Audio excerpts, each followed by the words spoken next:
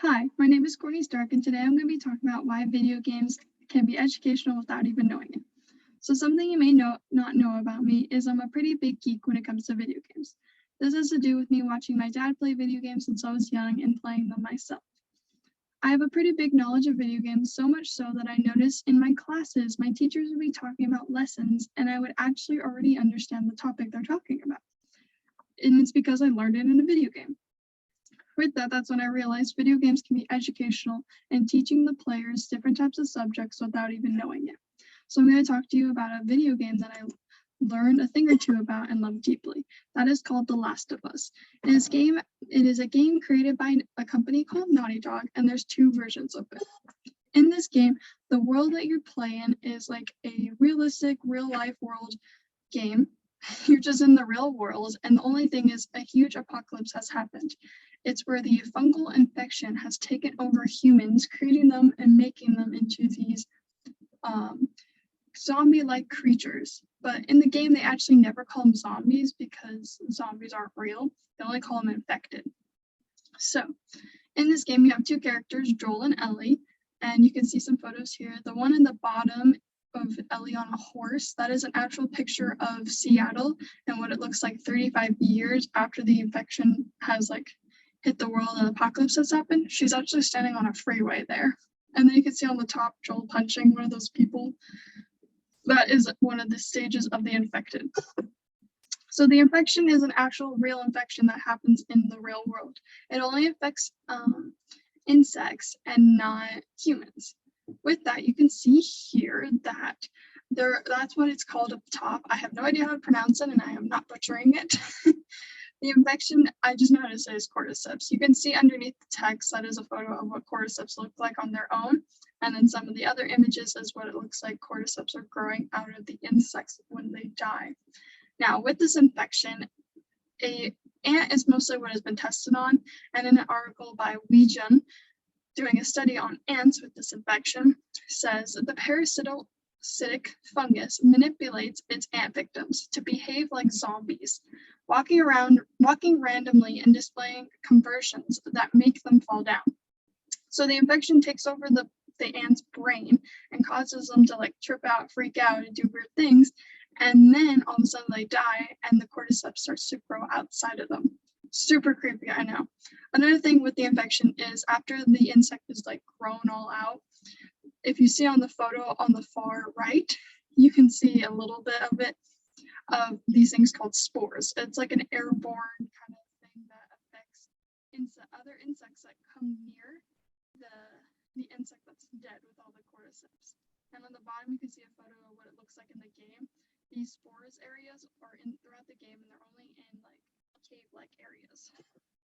Now the infected, this is what the infected actually look like in the game. They're super cool, and I really think Naughty Dog did a really good at making them look as creepy and as similar as what real life infected look like.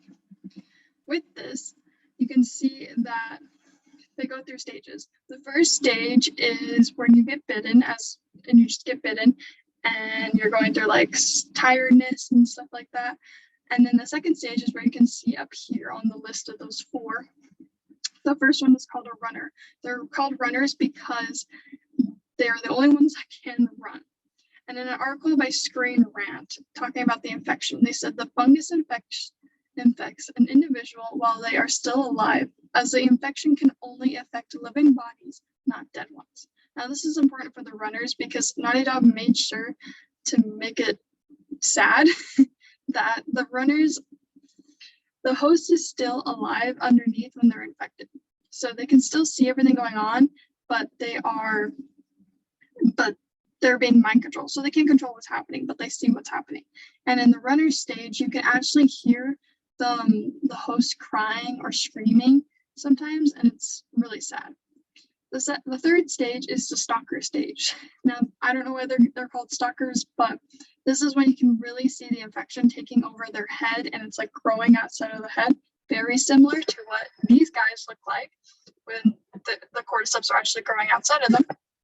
So that is something important with that. The next one is clickers. Clickers are my favorite because they're the most creepiest sounding, and they're just cool. This is when the infection actually has taken over the host's body.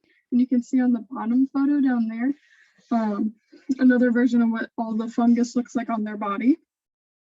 And the reason they're called clickers is because they click due to the infection actually taking over the person's eyes, causing them not to be able to see anymore and using clicking as echolocation to see where they're going. The last stage is called smolders or boulders. They're different types of ones.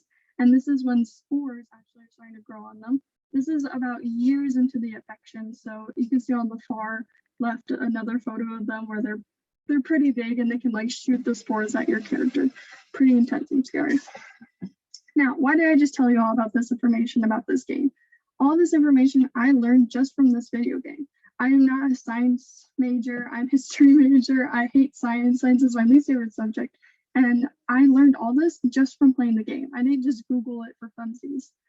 And on top of that, the game, this information I just told you is not even really in the game. It's kind of just like in the background. It's not the whole main point. So you're not playing it just to, oh, I'm going to learn about a cordyceps infection. No, you learn it over time, which goes to my point on how video games can be educational, because I wouldn't learn this without just playing this game. And it's small information, but that makes me think, what about other games? Other games that can be educational. Is there other games? Yes. There are multiple different types of games out there in the world nowadays, and different experiences, different types of creations and whatnot that a person can definitely learn from a game. There's so many. So are video games educational? Yes, definitely. They definitely are. And so go out there and play a video game yourself. You might learn a thing or two. Thank you.